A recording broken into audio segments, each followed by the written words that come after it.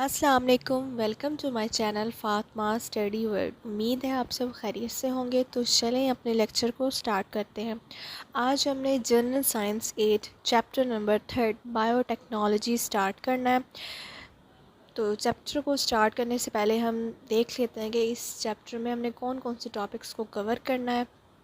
सबसे पहले हमने देखना है बायोटेक्नोलॉजी को कि वो होती क्या है। दैन हमने डीएनए रेप्लिकेशन का प्रोसेस देखना है। फिर हमने जीन्स जो है उसको हम किस तरह एक बैक्टीरिया के अंदर इंट्रोड्यूस करवाते हैं, इंजेक्ट करवाते हैं। Genetic modification and biotechnology products के बारे में हमने पढ़ना है। लास्ट जो टॉपिक है इस चैप्टर का वो है application of biotechnology.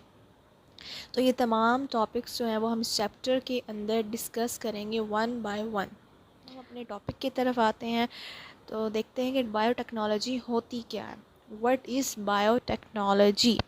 The technology in which living things are use in different ways to help and benefit human beings is called biotechnology.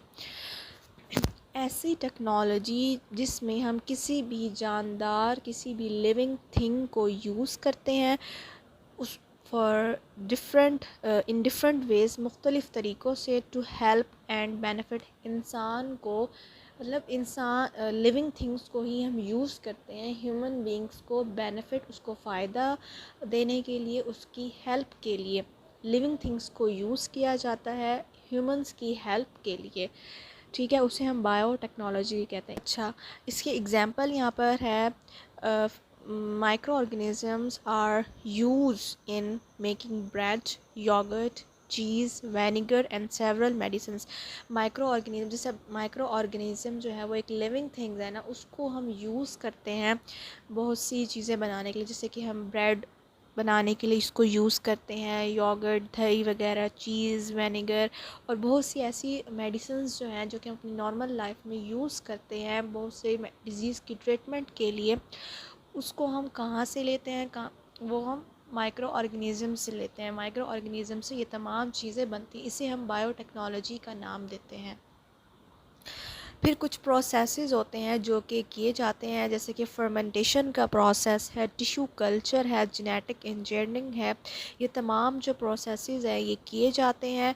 Are the processes and technique in which micro organisms are use for making many industrial products and in the research work.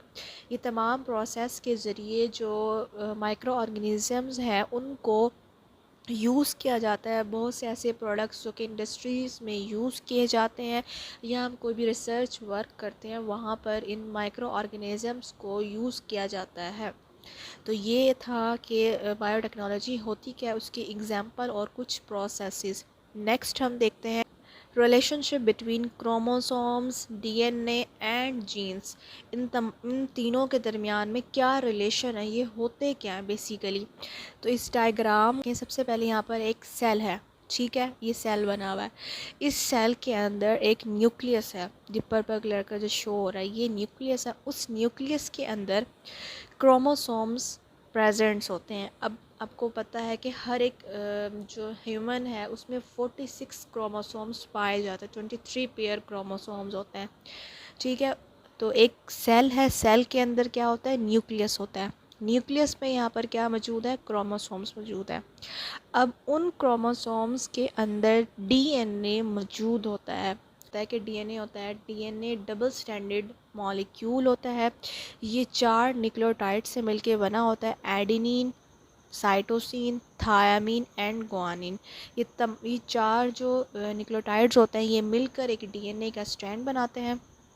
ठीक है, ये तो हो गया कि chromosomes के अंदर DNA होता है। डीएनए के बारे में भी आपको बता दिया कि वो क्या होता है। अब डीएनए है, उसका जो एक छोटा सा सेगमेंट, उस ये देखें, ये डीएनए का एक स्ट्रैंड है। ठीक है, ये देखें, ये डीएनए का एक स्ट्रैंड है। ठीक है, अब डीएनए के हम कोई भी सब एक सेगमेंट ले लेते हैं। ठीक है, यहाँ पर मैं अंडरलाइन करके आपको बताती हूँ। ये हमने एक सेगमेंट लिया हुआ है, ये देखें, ये एक हमने सेगमेंट ले लिया डीएनए का। अब इस सेगमेंट को उन्होंने एक नाम दिया, वो जीन का नाम दिया। किसका? जीन का नाम दिया। ठीक, अब हम देखते हैं कि क्रोमोसोम्स क्या होते हैं। What is chromosomes? Chromosomes are structures that look like thread. ये एक ऐसा स्ट्रक्चर होता है जो कि थ्रेड की तरह का होता है, धागे नुमा होता है, धागे की तरह होता है, which live in the nucleus, जिसके हमने डायग्राम में देखा था। ये न्यूक्लियस के अंदर मौजूद होता है। ऑफ सेल सेंटर में जो न्यूक्लियस होता है वहाँ पर मौजूद होता है। क्रोमोसोम एक ऐसा स्ट्रक्चर है जो कि थ्रेड की तरह का होता है, धागे की तरह होता है। ये न्यूक्लियस के अंदर मौजूद होता है। न्यूक्लियस जो कि सेल में मौजूद होता है, वहाँ पर ये प्रेजेंट होता है। One molecule of DNA and one protein make up one chromosomes. वो कह रहे हैं डीएनए का मॉलिक्यूल और एक प्रोटीन मिलकर एक क्रोमोसोम बनाते हैं। इन्होंने बताया हुआ है कि how many chromosomes do human have. Humans के अंदर कितने क्रोमोसोम्स होते हैं? Humans should have 23 pair of chromosome, 46 total. Next हम देखते हैं DNA. What is DNA? DNA होता है deoxyribonucleic acid is the material that exist in every cell. हमारे हर सेल के अंदर पाया जाता है, मौजूद होता है। In your body that hold your genetic code, जो कि हमारे जेनेटिक इंफॉर्मेशन को क्या करता है? होल्ड करता है। हमारी जेनेटिक इंफॉर्मेशन तमाम जो होती हैं वो इस डीएनए के अंदर मौजूद होती हैं। It makes up your body instruction manual. ठीक है। नेक्स्ट जीन क्या होती हैं? Genes are the building blocks of your body. Some genes give the instruction to make protein. कुछ जीन्स ऐसी होती हैं जो कि प्रोटीन्स बनाने के लिए इंस्ट्रक्शन। ये था आज का हमारा लेक्चर, जिसमें हमने देखा कि बायोटेक्नोलॉजी क्या होती है, relationship between chromosome, DNA and gene.